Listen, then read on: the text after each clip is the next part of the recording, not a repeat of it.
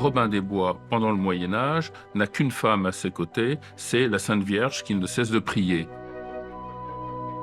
Le personnage qui s'appelait Marion devient Marianne, un dérivé de Marie, la Vierge, la mère du Christ. Marianne remplace finalement cette figure religieuse qui était aux côtés de Robin des Bois en permanence dans les premières ballades que l'on connaît. Peu à peu, Marianne prend toute sa place dans la légende. L'influence de Marianne sur Robin est indéniable. Et on peut envisager sans peine qu'elle va lui apprendre ce lot de douceur, de tendresse, de respect de la vie. C'est-à-dire que le bandit de grand chemin qu'on avait dans les premiers textes devient maintenant un homme amoureux qui va donc devoir aussi continuer à séduire la dame qu'il aime.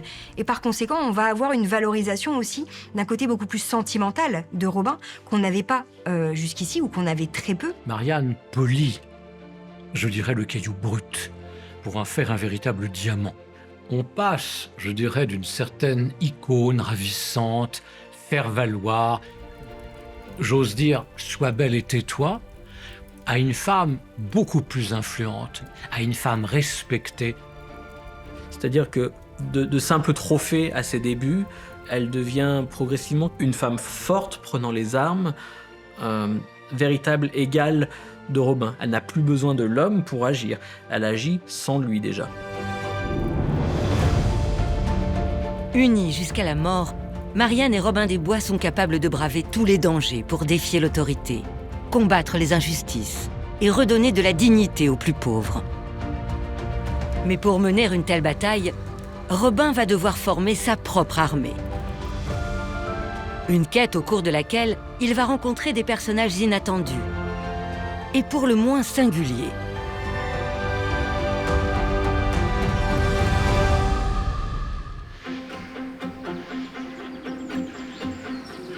Dans la mystérieuse forêt de Sherwood, Robin des Bois connaît chaque arbre, chaque sentier, chaque trace d'animal. Rien ne lui échappe. Alors gare à celui qui s'aventure dans son royaume.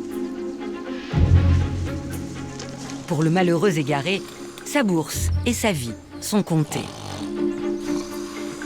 Alors, la rencontre de Robin des Bois et du frère Tuck ne manque pas de piquant. Effectivement, un moine colossal, assoupi contre un chêne, ronfle comme un bienheureux. Autour de lui, Robin remarque des reliefs de repas et évidemment plusieurs flacons de bon vin que notre bon moine a bien voulu déguster. Donc il cuve son vin. Robin des Bois s'aperçoit qu'il y a une bourse bien remplie à ses côtés. Et par l'odeur de l'or alléché, notre cher Robin avance lentement, pose la main sur la bourse. Frère Tuck se réveille. Clac ! C'est la main de frère Tuck. D'un bond, il se jette sur Robin des Bois.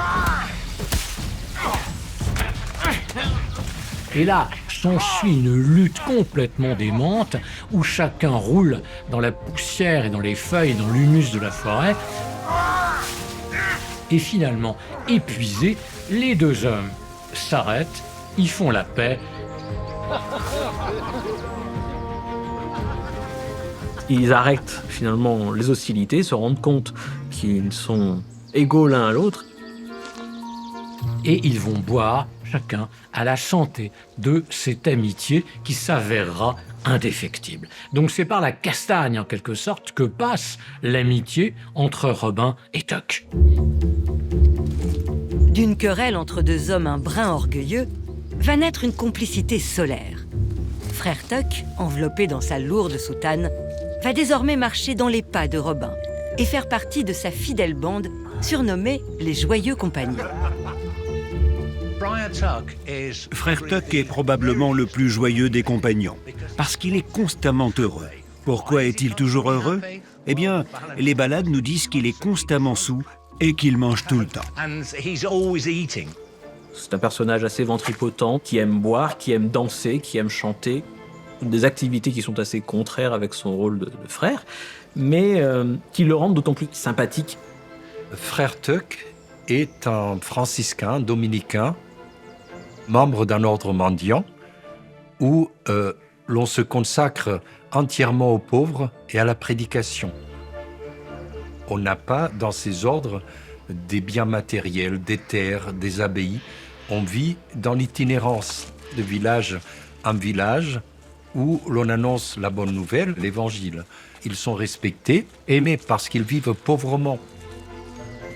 On a une forme de transgression avec le personnage de Frère Tuck, puisque il ne va pas du tout prêcher la bonne parole de façon traditionnelle, mais au contraire, il va aller un petit peu à l'encontre de tout ce qu'on peut imaginer d'un moine idéal. On a des textes où on le voit violent, on a des textes où on le voit avec des femmes, ce qui va un petit peu à l'encontre de ce qui est censé pratiquer un moine. L'autre compagnon inséparable de Robin est Petit Jean. Encore une fois, la première rencontre entre les deux hommes se déroule au cœur de la forêt de Sherwood. Et encore une fois, une rivalité très virile illustre leur échange. Robin cherche à traverser un pont, mais ce pont va être gardé par un homme impressionnant. Petit Jean, un géant colossal, armé d'un grand bâton. Arrive Robin, qui lui aussi porte un bâton dans ses mains. Et ces deux gaillards ne se connaissent absolument pas. Et Petit Jean dit « Tu ne peux pas franchir ça, c'est mon pont ».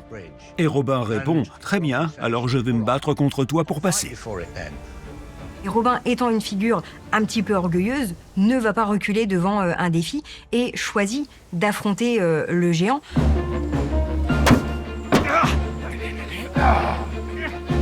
Et ils commencent à se battre comme deux chiffonniers à coups de bâton. Et ça dure, et ça dure, et ça dure, et on a l'impression véritablement qu'ils sont de force à peu près égale. Et non. Robin est victime de Petit Jean dans un premier temps, il tombe à l'eau, ce qui fait bien rire Petit Jean. Petit Jean met sa main dans l'eau pour aider Robin à sortir. Robin le fait tomber à son tour et il parvient à gagner en trichant. Et ces deux hommes éclatent de rire et deviennent véritablement amis à la mort. Et en fait, ils sont quasiment frères de sang. Avec cet acte salutaire, Petit Jean rejoint la troupe des compagnons de Robin des Bois.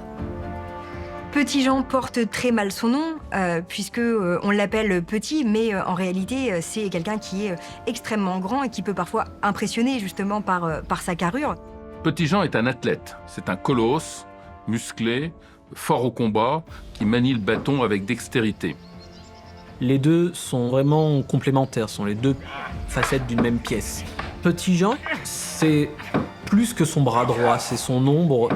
L'un ne va pas sans l'autre. Et d'ailleurs, les fois où Robin des Bois décide d'agir sans Petit Jean, cela se retourne contre lui. C'est souvent Petit Jean qui va venir le sauver.